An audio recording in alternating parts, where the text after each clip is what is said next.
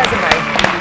He really has a resume. All right, Mike Beam is here from the Motion Institute. Human motion. Human motion. Such a tough time it's with not that. written down there, and I'm so Not sorry. just motion. It's more than things 3 are words. Motions beside humans.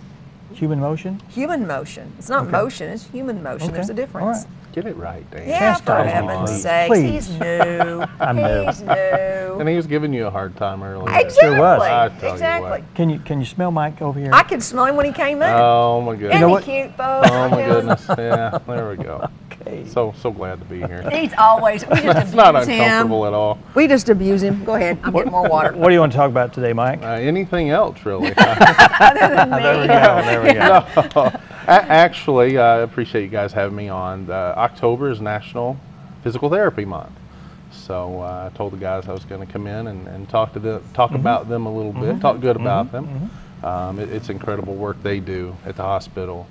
We have inpatient and outpatient physical therapy, and they all work so hard, within physical therapy. And then there's kind of a rivalry, a little friendly brotherhood, sisterhood kind of thing between the physical and occupational therapist. And What's the and difference that's between, a lot between of the fun. two? I know that physical Occupational therapists. therapist, and I'm going to catch grief for this. I'm going to try my best. They're watching. I'm going to hear about this, I'm sure. But basically, physical therapy, they help you return your joints to normal function, if you will. Parts of your body to normal function. An occupational therapist will take time and retrain you or teach you how to best affect your quality of life. How to get around your house, more of the practical, the cooking and things like They that. teach you how to shave. Teach you how to shave, exactly. When my son was hurt in an accident, he had to go through physical and occupational therapy, and they taught him how to. They got him in the bathroom and taught him how to use a razor. And that's the perfect example, really. They just kind of teach you how to carry on day to day. Just how to live your life, how to return to a normal semblance of what you were before. So it's a great bunch, and speech therapy is also wrapped up. And a lot of people think speech therapy affects the young children.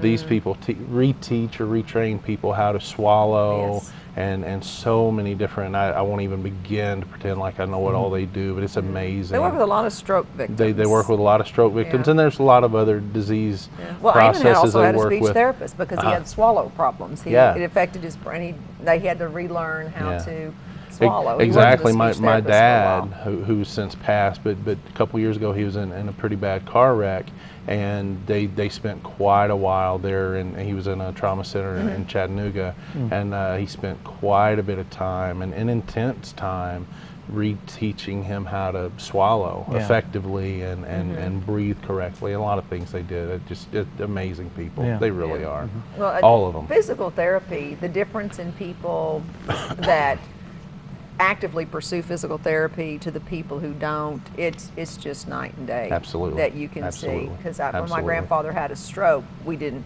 he didn't do the physical therapy at first because of his advanced stage, and then they began it, and they said, well, if he had started, but he was like, oh no, and he was just being real stubborn and things like that. But well, and that's true, and kind of going even one step past, we have a lot of assistants and aides, PTAs, and I think they're called COTAs, COTA, Certified Occupational Therapy Assistants or aides, at the hospital. And one of them in particular is a gentleman that worked with my wife when we were in college. She came home every other weekend and worked with him, and he's still there, does wonderful work, and he's been there for quite a few years. I'd love to say his name and pick on him and say how old he is, but anyway. Oh, come on, dude. It's been at least 20 years.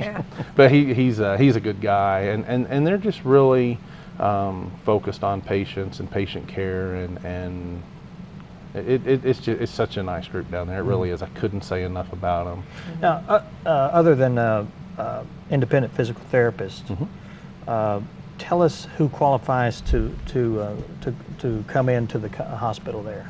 Most into the hospital as a whole, or the PT? does a physician have to send you to the Human Motion Institute? I think you've told us before. You just can't call them set up an appointment. It has to be referred. Well, So typically you're referred to an orthopedic surgeon, or we also work with some different services as well. Dr. Arp, I think, has been here, surgical podiatrist, and some other things. Dr. Newman, who does some hand work.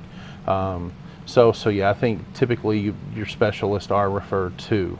Okay.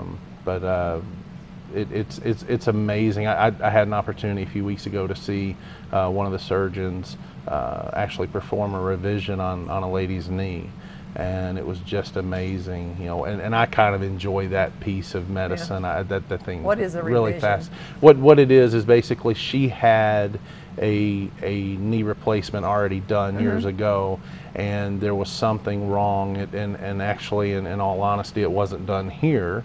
But sometimes these things do wear out. Sometimes they break after a number of years. But there was a little problem with the way that hers was or was failing to function. So this physician went in and actually revised it, changed it, put a new part in for her, and she had a great outcome. And the technology has probably changed from the first time that she'd had the work done. Absolutely. This was actually, and it's kind of a neat story.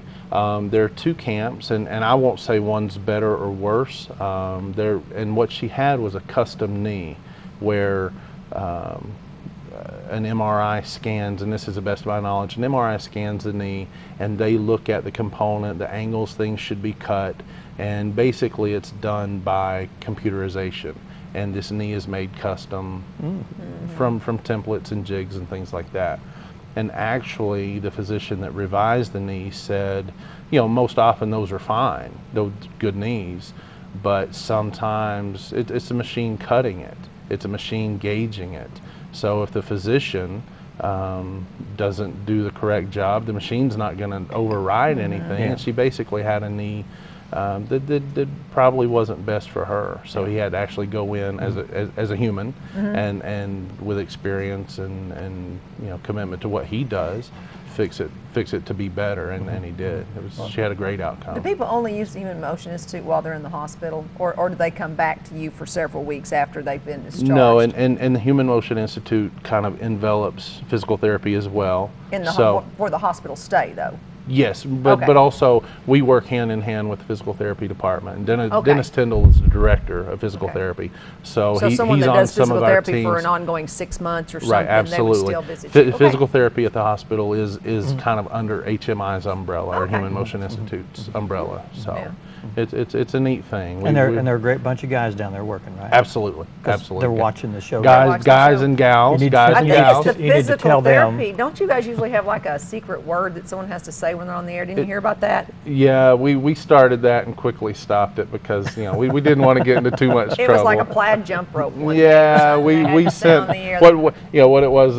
Whitney Elshire and Uh-huh. Johnny Harvey came to talk about our Kids in Motion event in the spring, and they had not been here before and were asking me about it. I couldn't attend, and they said, "Is there anything we need to do?" And I said, "Yeah, work this whatever phrase, silly phrase, into your presentation, or, you know, when you come in and talk, just work it in somehow." And I think the first time I heard it, I was like, "What did they just say?" Yeah. And I just let it go. Because they said, well, there are going to be some plaid jump ropes there that we'll have, and they both grinned. I think plaid eggplant was one. Eggplant, it was and something we else. just trying to have a little bit of fun. Eggplant-colored plaid jump ropes or something is what she said. Well, tell the camera over there that the guys are great down there. They are great. You guys are great. We love you, and I hate talking to a camera. It's very weird. That's Mike, looking right into the camera is never much fun.